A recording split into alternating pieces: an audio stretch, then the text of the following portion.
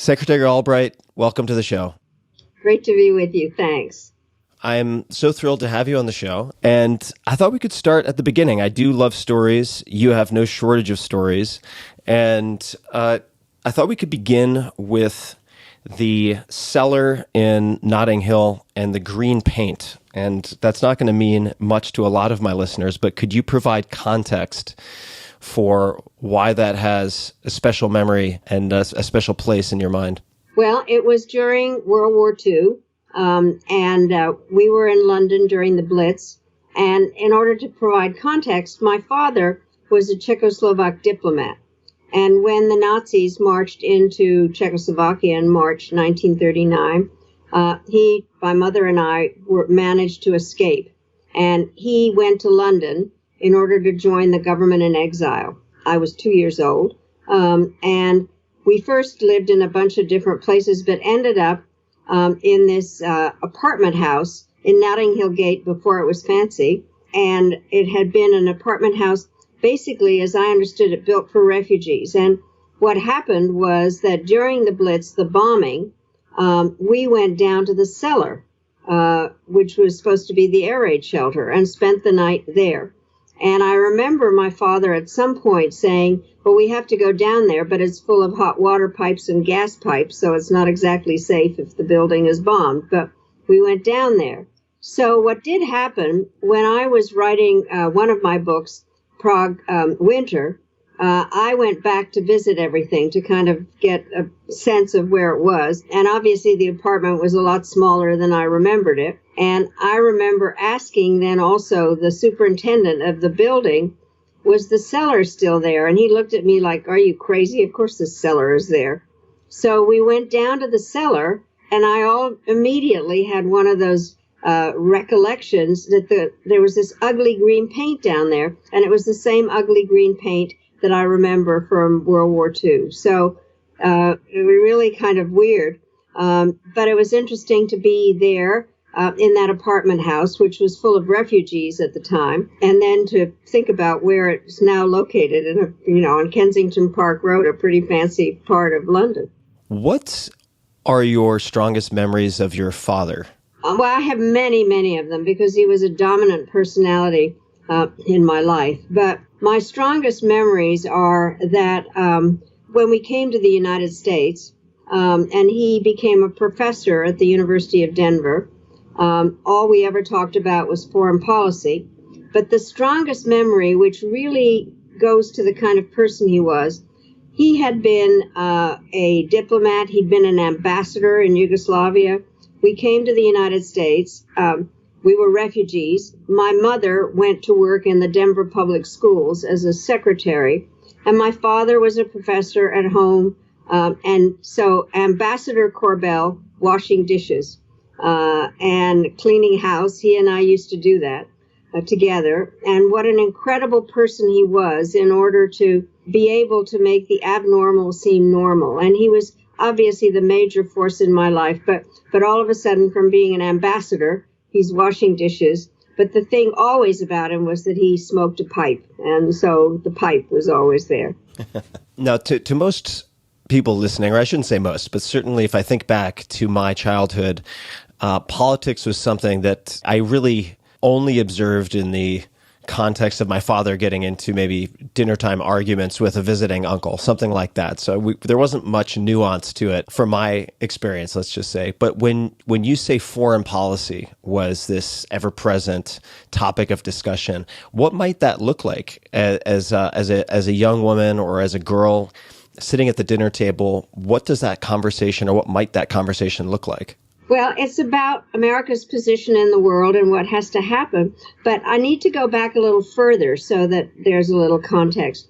So we were in England during the war, and I was little. And then we went to Yugoslavia in 1945 when I was 8 years old. And my father was the ambassador. And you've probably seen pictures of little girls in airports in their national costume. That's what I did for a living. I gave flowers to people at the airport.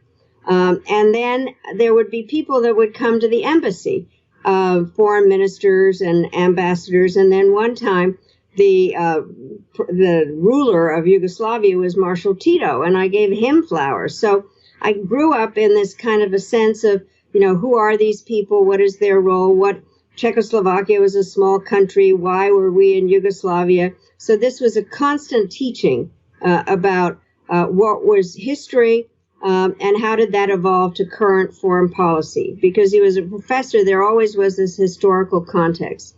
So then we come to the United States, and we're refugees, and we're living in Denver.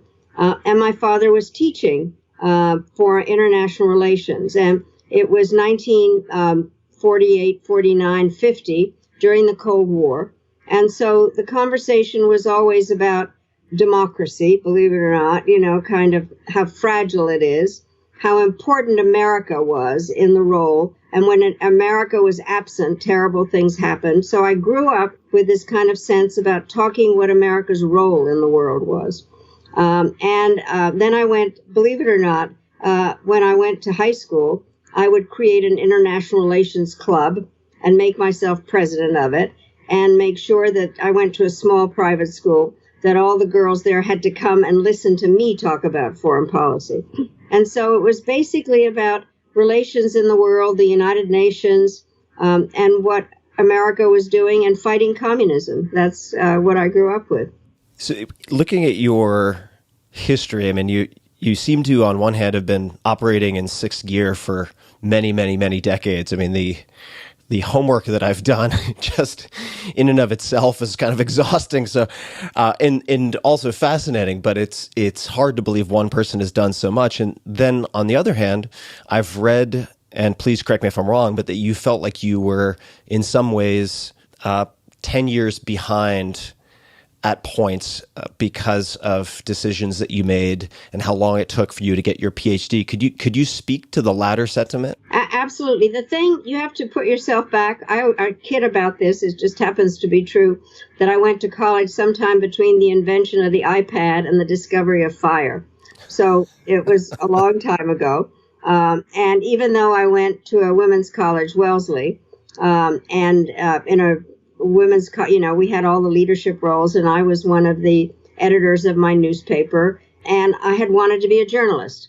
And then what happened was that this is also old-fashioned. I met the man that I married. There was this thing where somebody that in a fraternity gave you his fraternity pin, kind of pre-engagement, so I was pinned. And so our graduation speaker was the Secretary of Defense at the time, because his daughter was in our class. And we all kind of remember the commencement speech differently, but the basic wording was, your main responsibility is to get married and raise children. So I waited a long time to get married, 3 days after graduation. But I did want to be a journalist. And when my husband was in the Army, I worked on a small newspaper in Rolla, Missouri. And then we moved to Chicago, where he had a job on a newspaper. And we're having dinner with his managing editor, and he looks at me and he says, "So what are you going to do, honey?" And I said, "I'm going to work for a newspaper." And he said, "I don't think so. You can't work on the same paper as your husband because of labor regulations." And even though there were 3 other papers in Chicago at the time, he said, "You wouldn't want to compete with your husband, so go find something else to do." So I actually saluted and found another job at Encyclopedia Britannica. I usually tell young people that it's a book, and I had a lot of fun because newspaper columns have space at the bottom, and I would look up factoids and send them in to the newspapers. And then we moved to Long Island, and I was pregnant, and I had twins, and I had them prematurely and had to leave them in the hospital, so I started taking Russian. And that made me want to go back to school. And so when we moved to Washington, and the twins were a year old, I started going to graduate school. But because I was trying to combine everything, I got a master's and a PhD, and I didn't get my dissertation finished until 1975-76. So it took a very long time.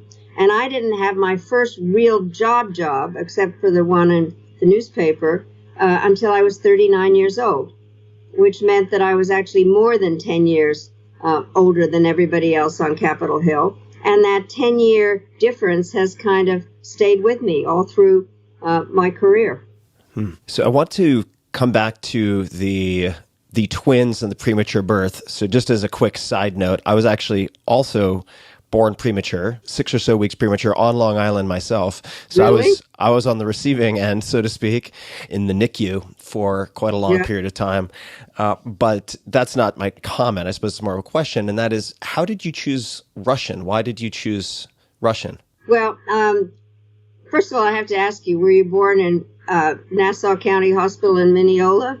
No, I was born in Suffolk.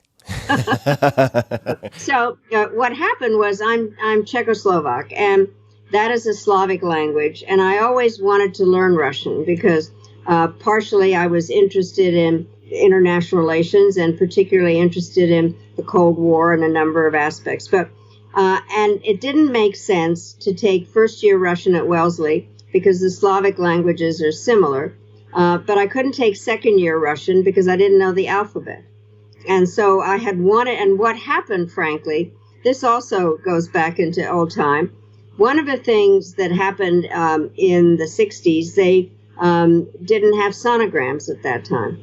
And I was fat, and the doctors were really nasty, and they said, "You're so fat, you can't eat, and you have to walk all the time." So we were living on Long Island, and I was walking around having drunk some Metricow was this diet drink and a lot of coffee. And all of a sudden I saw that Hofstra College was offering Russian for 8 hours a day for 8 weeks. And I thought, well, in the summer. And I thought, well, I can't do that because these children, I didn't know I was having twins actually for a long time, but not due until in August. And they appeared prematurely in June. I had to leave them in the incubators. And so that's when I took Russian. And so I had so much fun surprising my father when he came to visit and talking to him in Russian. So, but I just have to tell you the problem with the languages. There's always a story about a Czechoslovak military person after World War II who went to Russia and he wanted to tell them that they had a beautiful life. And so he said, "U vás je krásný život," which in Russian means you have a red stomach, which is the reason that you can't just go from one Slavic language to another.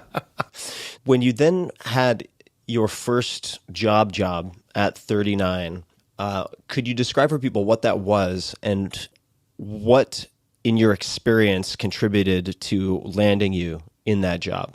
Well, my story just generally is how one thing led to another. And so just to give you a little bit of context, when we came to Washington, and what had happened was we first came in 62, 63, then moved back to Long Island when I did most of my work on my PhD, and then came back to Washington in 1968, and I was working on my dissertation, and my twins were in second grade. And I had a little baby with that. And so I began to do a bunch of other things, volunteer work. And I became chairman of the board of a private school in Washington, associated with the National Cathedral. And I got a reputation for being able to fundraise.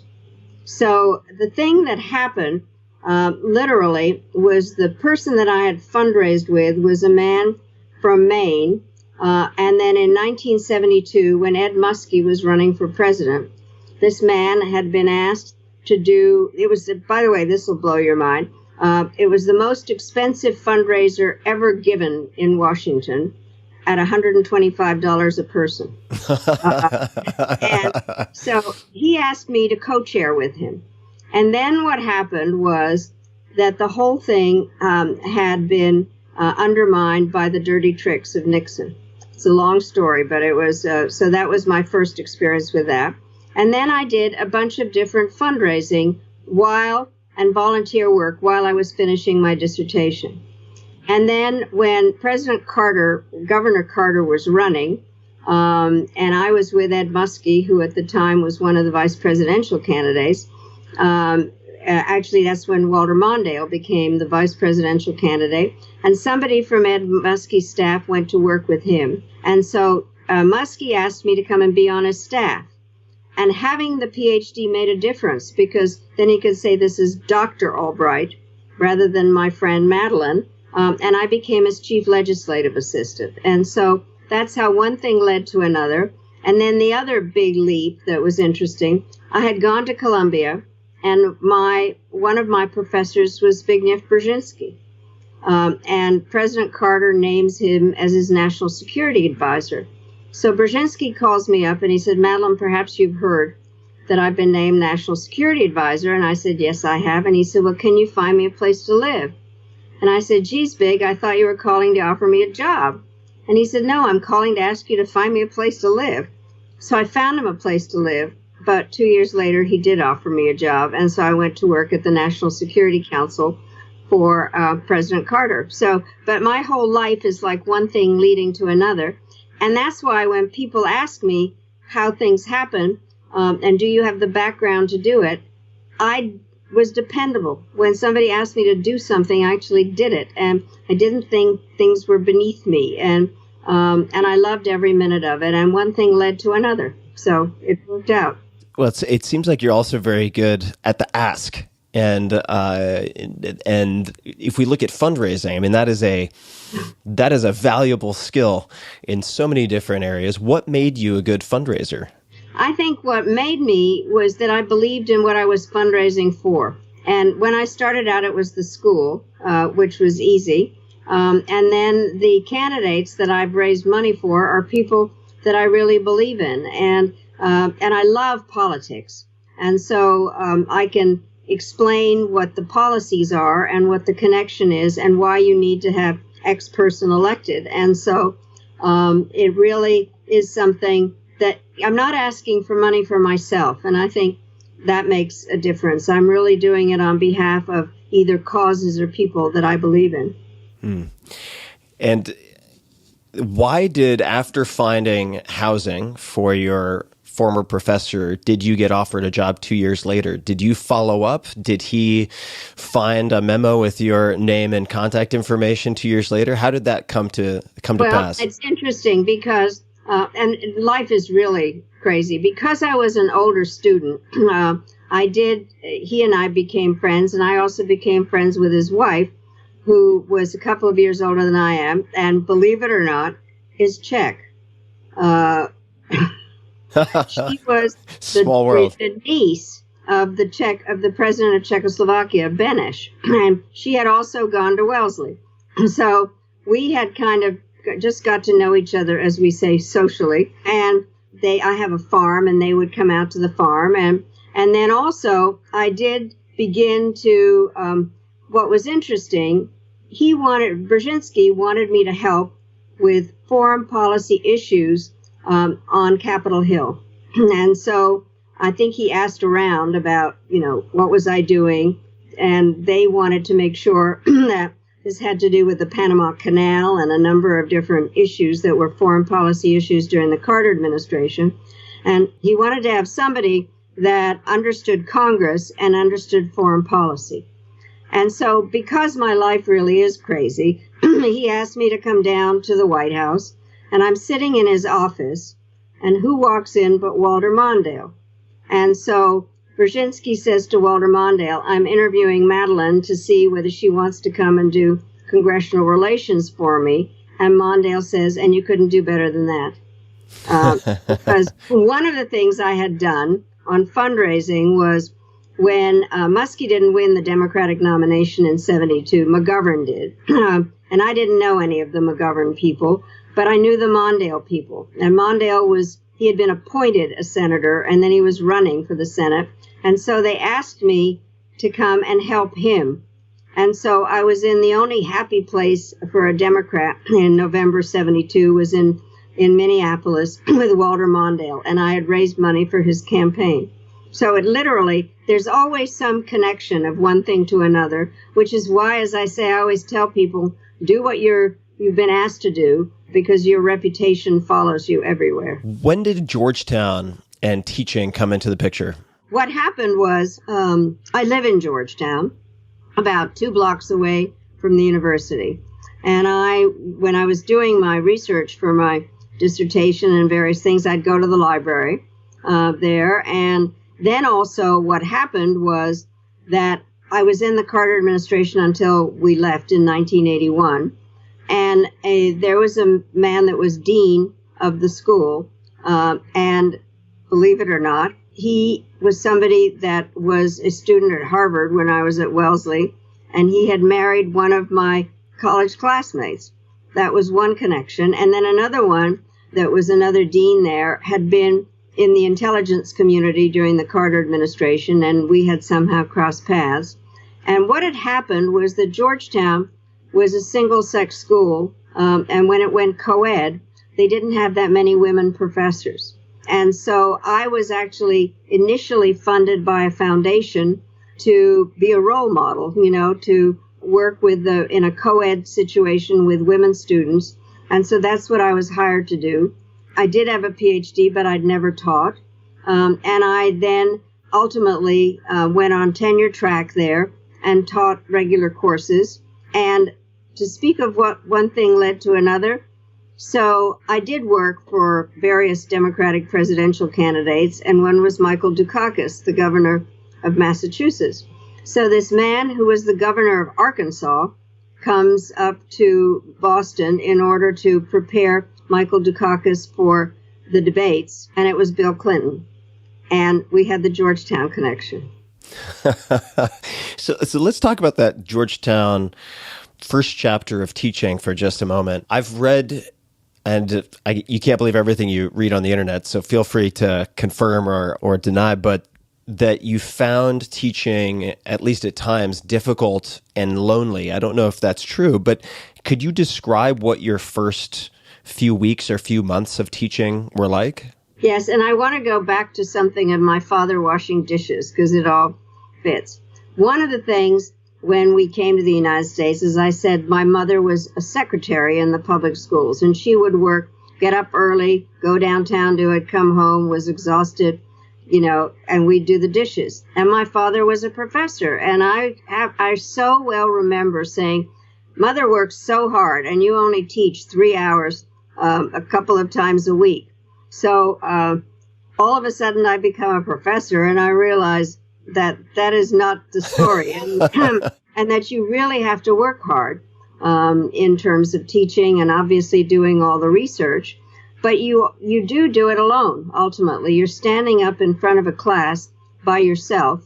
And there were a couple of things I team taught, but mostly I did it by myself. And you are then responsible for what you are telling people and teaching. And you have to base it on facts. I don't think you can brainwash or, bluff people when you're teaching. And it is lonely in that particular way. And so for me also, there was an additional part.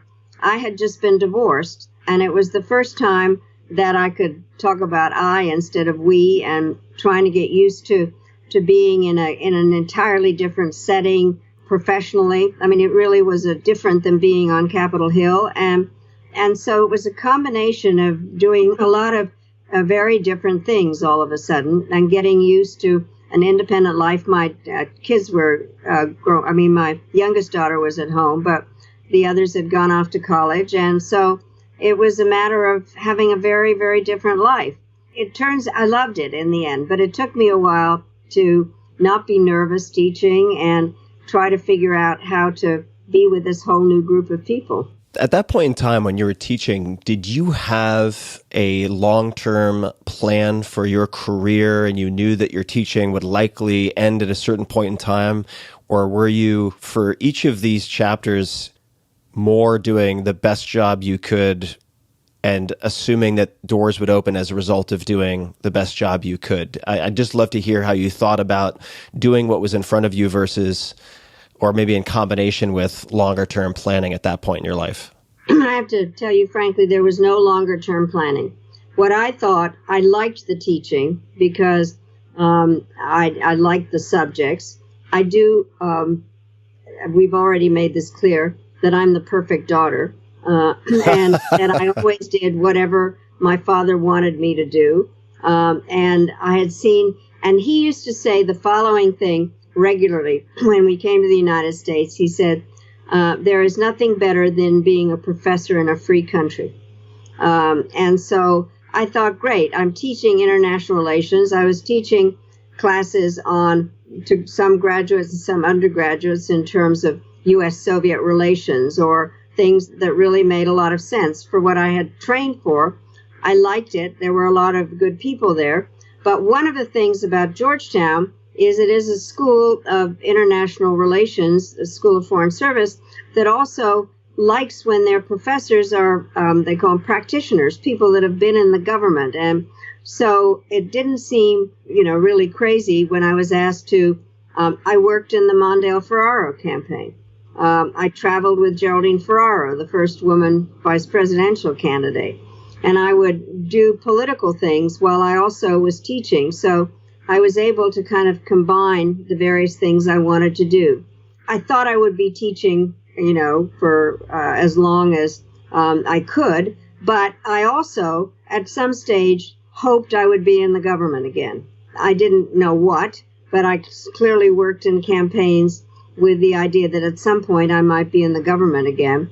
But it never occurred to me at the kind of level that I ended up. So at that point in time, when you're thinking to yourself, at some point, I would like to go back into government, when you were just maybe daydreaming or ruminating over, a glass of tea or wine or coffee or what have you, what was perhaps the biggest dream that you dared dream for yourself in government at that point in time? Was there any sort of pinnacle, hypothetically speaking, that you had in your mind? Well, not really. I mean, I thought I wanted to do something interesting, and I saw myself perhaps as an assistant secretary of state.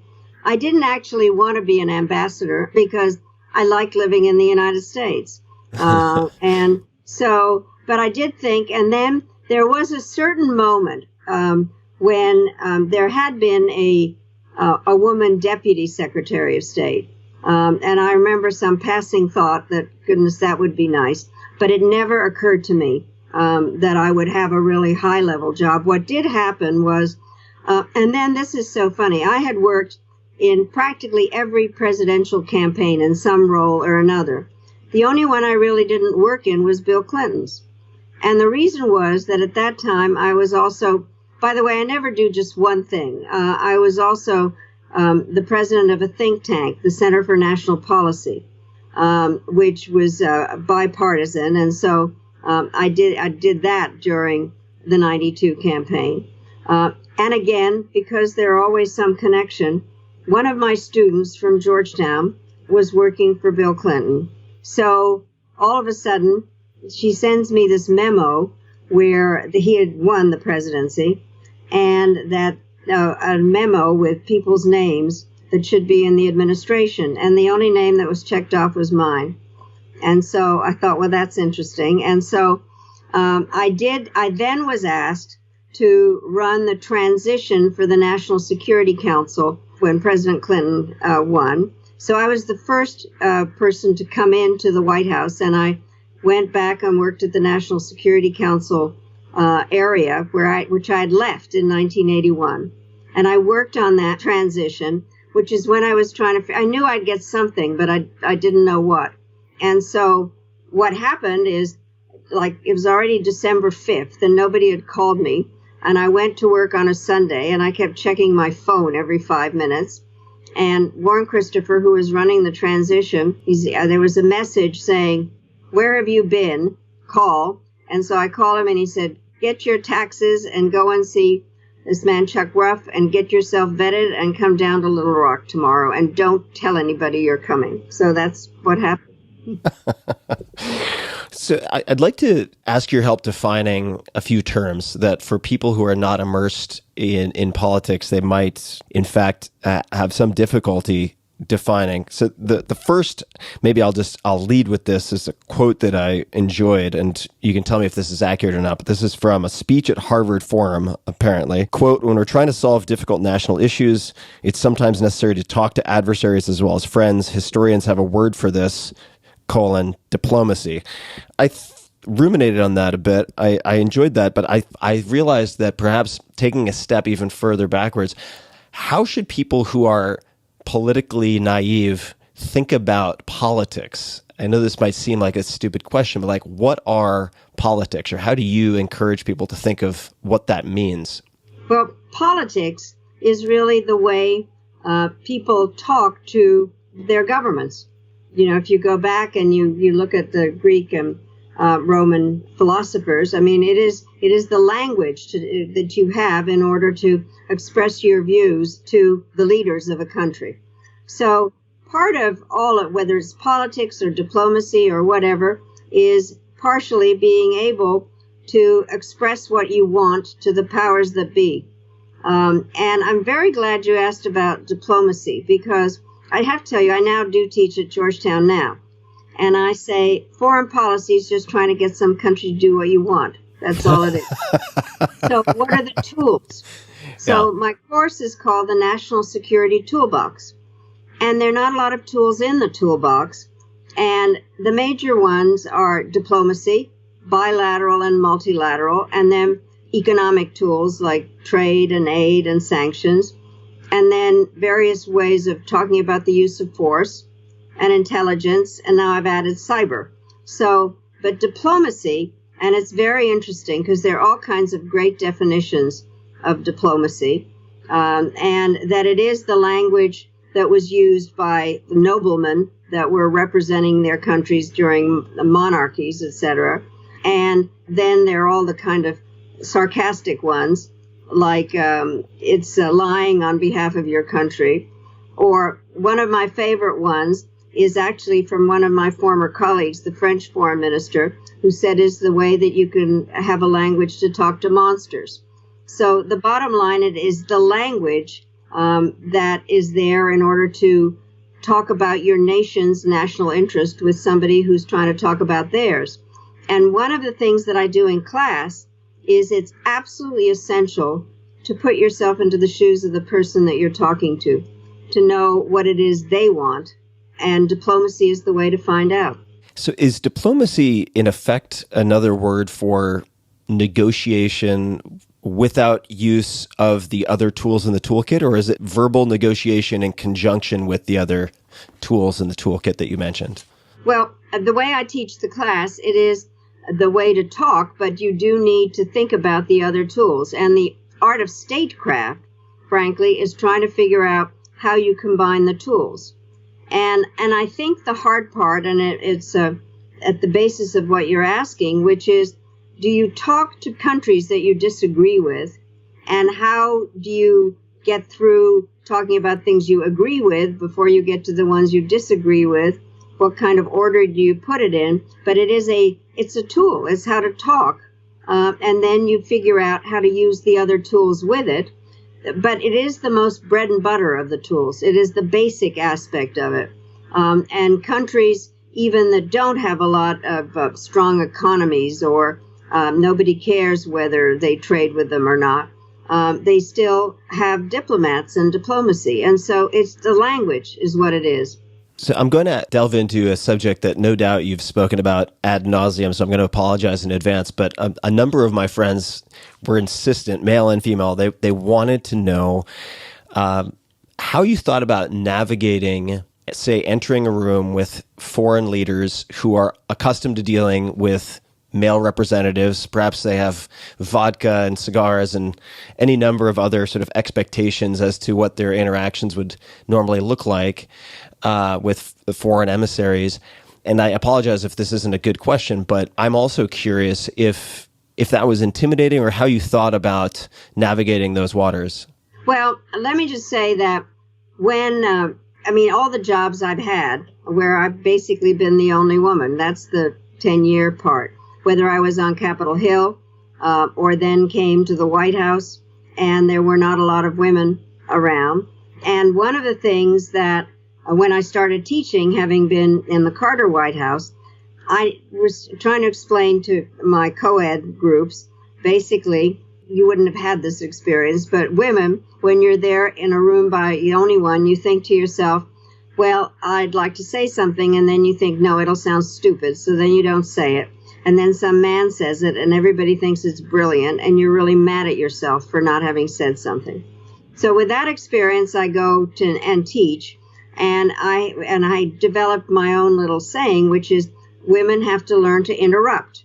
And if you're going to interrupt, there's a different process. I called it active listening.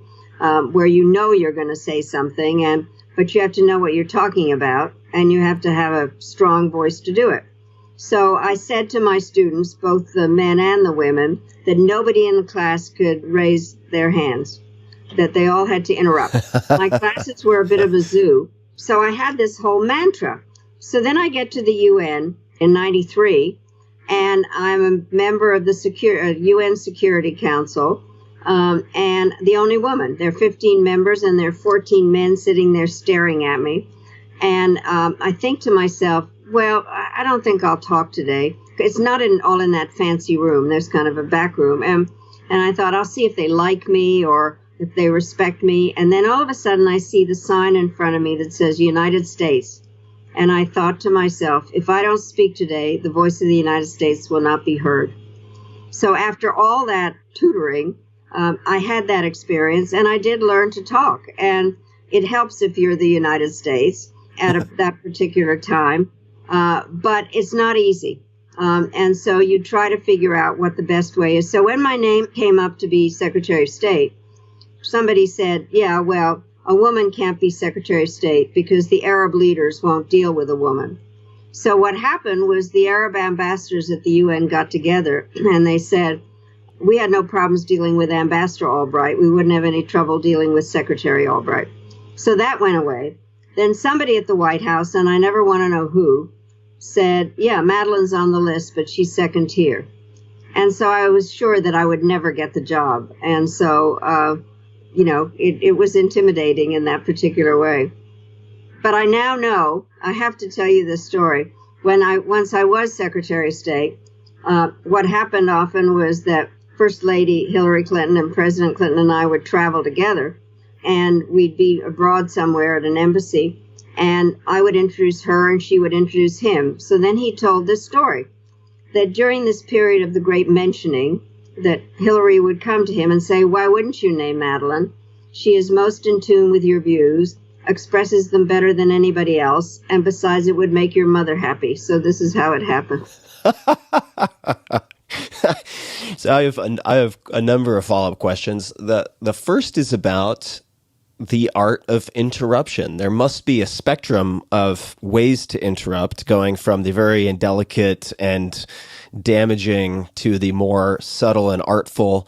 What are good ways to interrupt? Or if you looked at your students, they're not allowed to raise their hands. What are the better ways to interrupt? Well, I think that the best way is if it actually is germane to what they're talking about.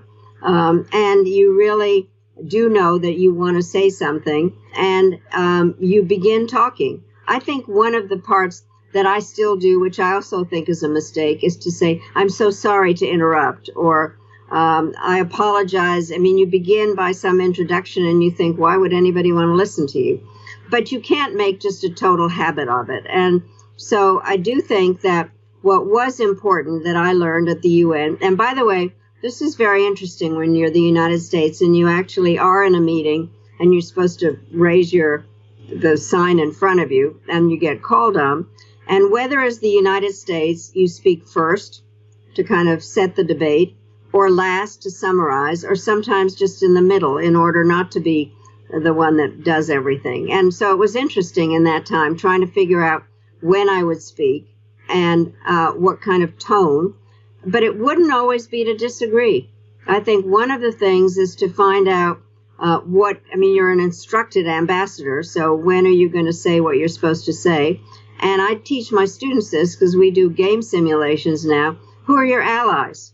And so you say, well, as the ambassador of Morocco just said, I would like to, et cetera, et cetera. So, but there were times when I was secretary, and I'd have a particularly unpleasant meeting, and I was being lectured to. That is one of the things that often happens if you're a woman Secretary of State even. And I was in Serbia, and the President Milosevic was lecturing me about the Serbs, and I said, I know about the Serbs. You don't have to tell me about the Serbs. So it's sometimes you have to just tell it like it is.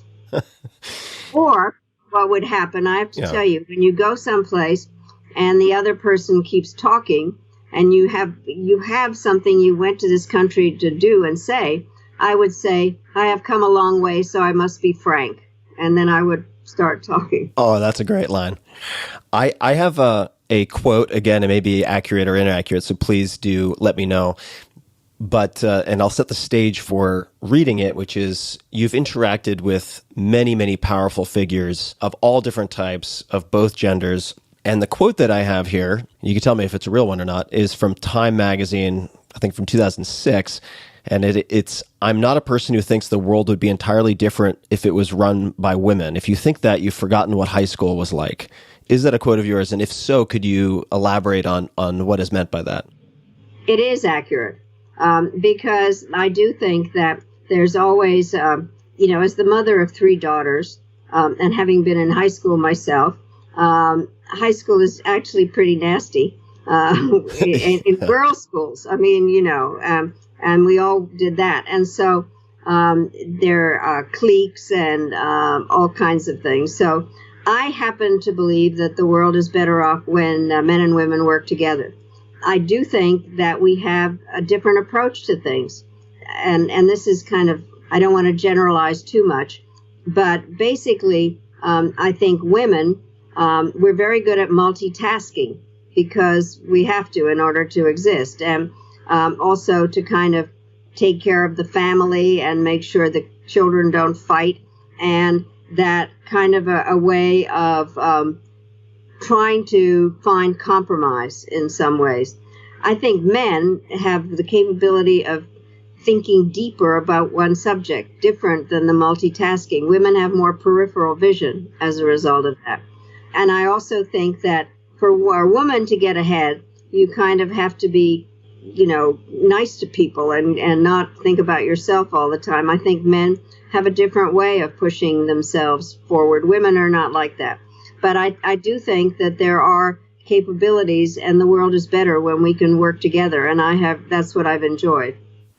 Thank you for elaborating on that. And I'd like to ask about your birth name and how it changed. I know this seems like a non sequitur, but hopefully I'll be able to tie this together somewhat. But what is your birth name, or what was your birth name? I have to tell you this story, which is that when President Clinton came in and there was a cabinet, the cabinet was invited up to Camp David, kind of the first weekend in January. And so at the end of a couple of days, President Clinton said to everybody, "Tell me something about yourself that I don't know." So I said, "My name is not Madeleine Albright. My name is Maria Yana Korbelova." So my birth name is Maria Yana, which is basically just Mary Jane in Czech. And for reasons that, I was told this story, but I have no idea why it really happened. There was a play in Prague at the time called Madeleine in the Brick Factory. And for some reason, my grandmother liked the name Madeleine. Because she had an accent, and my mother had an accent, my name was Madeleine. And I had no idea what kind of a name it was. And after when we were in Yugoslavia, my father, didn't want me going to school with communists. And so I had a governess. And I got ahead of myself. And in Europe, you can't go to the next level until you're a certain age. So they sent me to school in Switzerland. I didn't speak French. I was in the French part of Switzerland. They wouldn't feed me unless I said it in French. Anyway, I learned French. And so they said, "You don't know how to spell your own name. You have to spell it Madeleine. And now that's my name. But it's still not my legal name." Wow. All right. I glad I asked. And Yeah. That's just a segue to lead into a question about being Secretary of State. And I've heard a friend of mine who's involved in government describe it as being the face of the United States to the rest of the world. It is as you're aware, and perhaps some of my listeners may not be, but a very, very high post. And I'd be curious to know if you think being a refugee, being born in a country outside the United States has been an asset or a handicap in any way in serving as Secretary of State. I have to say no. And by the way, the first person to call me when I was named was Henry Kissinger. And he says, "Madeleine, you have taken away my one unique characteristic as Secretary of State of being a refugee." And I said, "No, Henry, I don't have an accent." So, and he then introduced me. And he said, "Welcome to the fraternity." And I said, "It's not a fraternity anymore."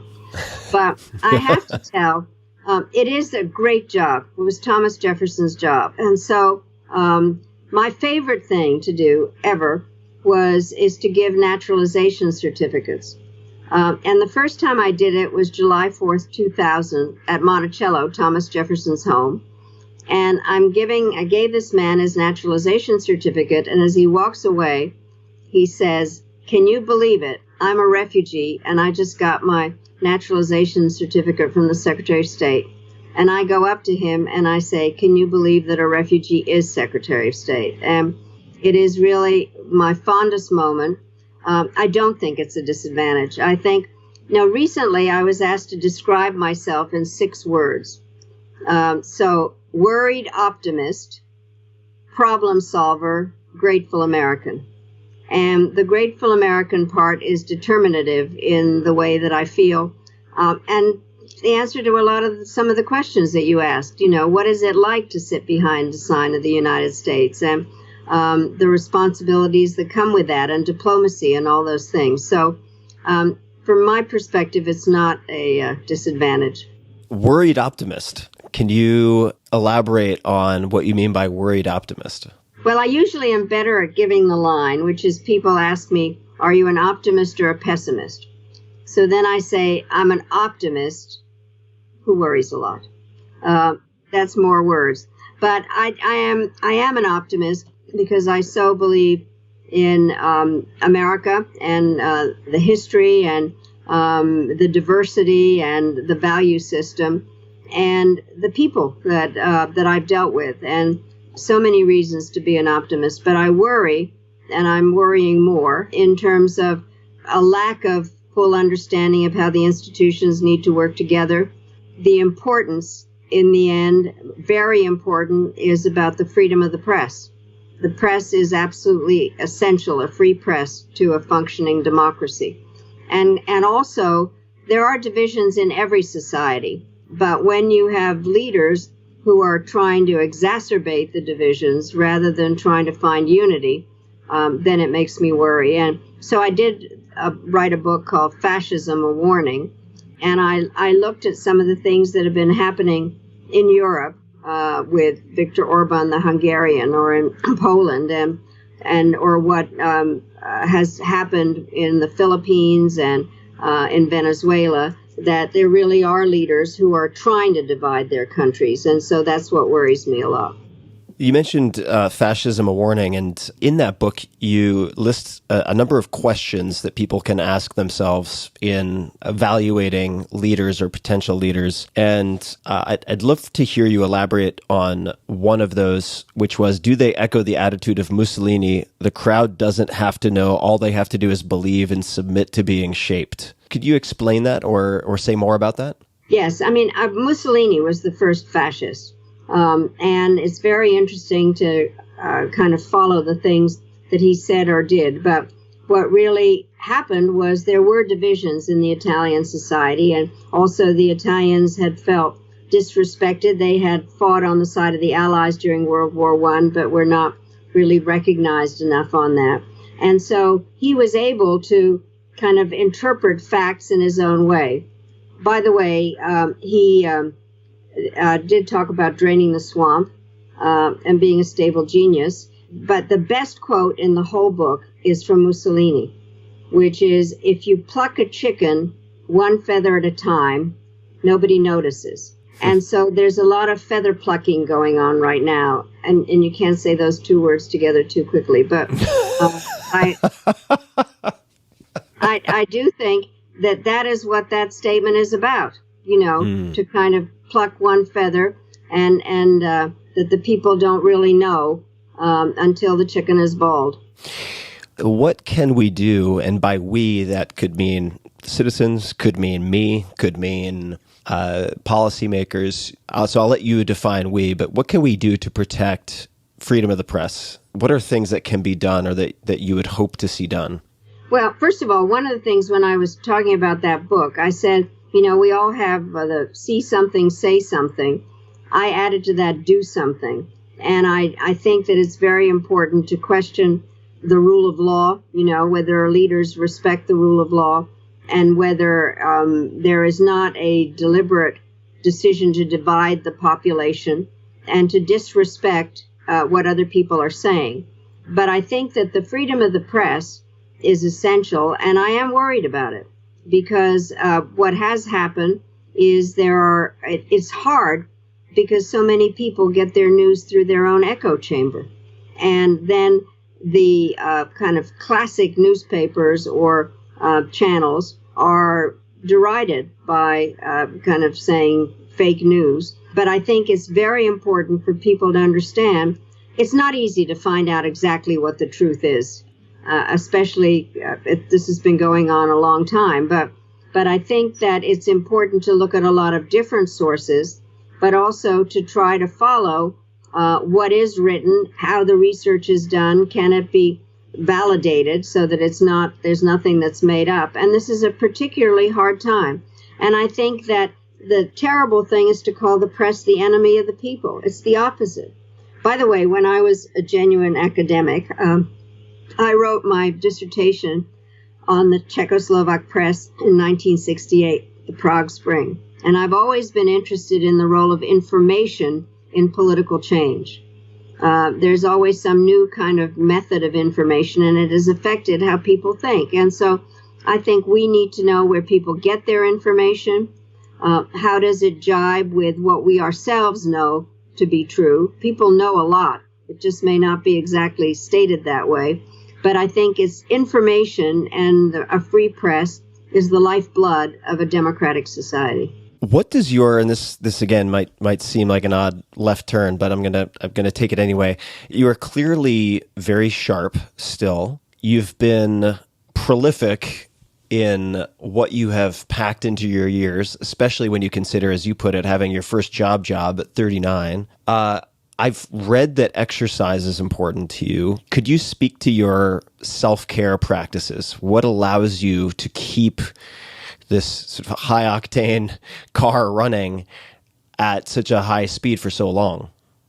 Well, I do have a lot of energy, and you have been kind not to ask this, but what happened when I left my job, I was really fat because I was eating for my country. And so I decided that I really did have to. By the way, when I was younger, I really did exercise. I swam. I was a good swimmer and did all kinds of things, played tennis. But while I was in office, I have to say I didn't do as well. So I found a trainer, and I really did some kind of, aerobics and weightlifting and all that. And what I really got good at, you're going to laugh, is leg pressing. I could leg press 450 pounds. And then, of course, it really was not a smart thing to do because my back began to take a toll. But I have, until now, having not been able to go to see my trainer, I really have, to the best of my ability, exercise 3 times a week. I now am doing some floor exercises to build up my core, and I walk around my garden. So, but I do believe in exercise. I really do. And it's been literally a lifesaver. What do your mornings look like? Do you have any morning routines? Does your morning look somewhat consistent day to day? Well, it did until this. So my routine, and everything kind of goes back to habit. So back to my life when my children were little and I was writing my dissertation, I would get up every morning at 5 in order to do the work before they got up. So I'm a morning person. So the thing that I did when I was in office would be to get up at 5 o'clock and read the newspapers that were delivered, and then kind of get my act together and go into the office where this is the only thing I miss about not being in office, which is the intelligence in the morning. Because I'd come into my office and there'd be a folder there from the intelligence section of the State Department, and then the CIA person would come in, and I'd get to read. People now know about the PDB, the President's Daily Brief, and what it was all based on. And so my morning would be to get up and read, and then get dressed and go to the office. And to this day, what I do is get up early in the morning and I read the newspapers. And then I get my act together and I go and exercise, and then I come home and then I start all over getting my act together. But I do get up early, and I enjoy that time early in the morning to read. Do you drink coffee or caffeine, or do you not? I do drink coffee. I'm trying not to drink as much coffee. How do you have your coffee? I know this seems like minutia, but black, just black, yeah. Black coffee. So yeah. You, in the stories that I've read, many stories, you seem unflappable under what most people would consider duress, whether that's facing some angry group of people overseas or sitting in a very tense negotiation. You seem to have a pervading sense of calm. Is that something that you developed? Is that innate? Is that something that you absorbed through parents or teachers? Where did that come from? Well, the truth is I don't know. I mean, I think that I really, in this last book, I've decided the following thing, that my parents really did have the most incredible influence on me. And I begin by talking about World War II and that how they behaved, because we were talking about what it was like living in London during the Blitz, and that they were able to, they had no control over the bombs that were falling. The only thing they had control over was their mood and their behavior.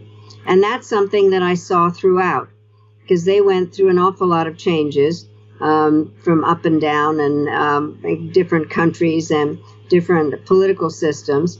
And they did the same thing when we came to the United States. And so I am feeling, and I always did, is that I couldn't control the things that were happening to a great extent because sometimes there were unintended consequences to various decisions, but I could control my behavior.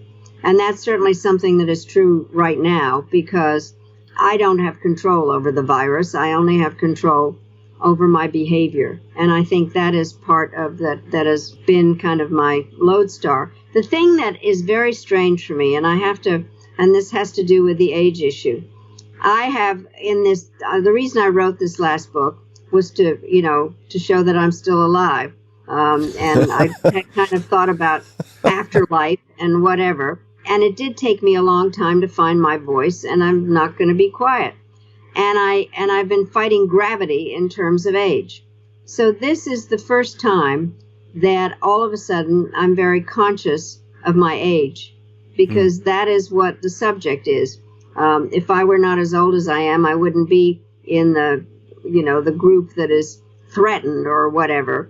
And it's ironic that I should have a book about fighting age just at the time when all of a sudden there's no way to deny that I'm in the elderly group or whatever we call it.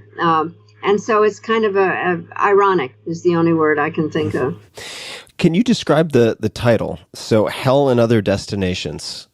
Where does the title come from? Well, the title, and again, everything is based on my own experience.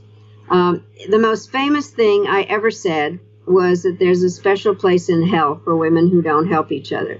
It was so famous it ended up on a Starbucks cup. It came from that period, now that you've asked me everything, when my twins were little and I was going to graduate school and working on then later on my dissertation. I had the hardest time with other women who would say to me, we're very judgmental of each other, who would say to me, why are you in the library instead of waiting for your children or being with your children?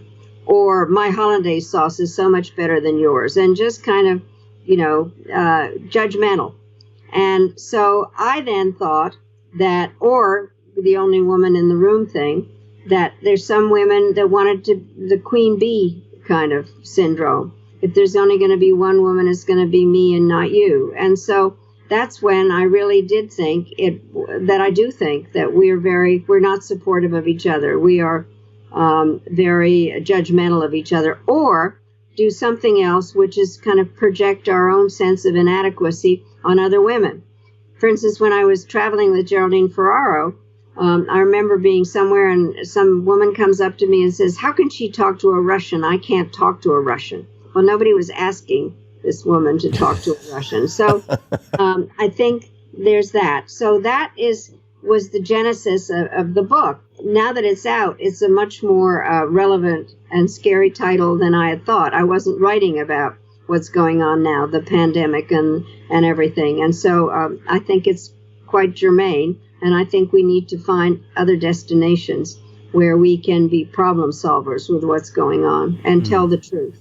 So thinking of mortality, and also you mentioned a name earlier, Thomas Jefferson. He was a big fan of the Stoics, Seneca predominantly, I think, Marcus Aurelius also. Do you have any favorite writers or philosophers, thinkers who have influenced you? Well, I do think, having kind of, a classic education, I have obviously been very moved by Plato and Aristotle, but also I really do think somebody that I find very interesting, not a philosopher, but de Tocqueville, because of his descriptions of the United States and the way that he, in many ways, understood an awful lot. And I do think that in terms of authors, I do like Tolstoy and War and Peace. I'm just not a fatalist the way Tolstoy is, but I think he's very interesting. And then I have to say, and this won't surprise you, one of my favorite writers is Václav Havel. He was somebody I never thought that I would get to know. We got to be very good friends. And he did practice the theater of the absurd, but he also was a philosopher. He really was a philosopher king in so many ways. And so I love reading his things. I do like reading about and reading the writings, the Federalists and things like that. I mean, I love American history. How do you think about what you'd like to accomplish in your life looking forward? And you're talking about age and our finite time here on the planet, at least standing on our own 2 feet. What is it that you hope to accomplish, and how do you think about, I suppose, life and mortality? These are big questions, I realize. Well, I know I'm finally, instead of saying if I die, I'm beginning to assume that at some point it's a when, not. But I do think that this is going to be a very important time this will end at some point. And what I want to do, and this goes back to my to-do list, is spend, and why I like teaching, and why, for me, I've often said there's no speech or book ever written that doesn't quote Robert Frost. So, and the quote that I've liked is, "The older I am, the younger are my teachers." And I'm fascinated by this younger generation. And by the way, my course at Georgetown, we do a game simulation, which is the favorite thing the students do. And of course, we couldn't do it in person. So we did it virtually about 2 weekends ago. And the students were brilliant, absolutely brilliant. And they took the crisis I'd invented, which was about Venezuela and a ship that had been seized, and they turned the crisis into an opportunity to deal with some of the political issues that are really out there between Venezuela and Colombia. I also think that the thing that we've criticized young people for, which is that they're online all the time and are not as socially adept or don't care about privacy, that they have the tools in order how to be in the post-virus time. And so I look forward to teaching more. And I've now I have 3 grandchildren that are college age, and I plan not to shut up. And I feel also very strongly about the role of women. And I think that this is a time that, by the way, I was asked recently in an interview, there have been articles about the fact that the countries that have managed to deal with the virus are the ones run by women. New Zealand and Denmark and Germany and Taiwan. And so what are the characteristics? And so I do think that societies this goes back to something else we talked about. In every country, women are at least half the population. And so even though, I would say this because I'm a feminist, but even the bottom line is, why would you waste the talent of those women? And so what we need to do, I believe in that democracy is not a spectator sport. And so I'm going to keep pushing. I'm chairman of the board of the National Democratic Institute. I'm going to talk about democracy. I'm going to talk about young people. and I am going to get rid of the worried part about being an optimist.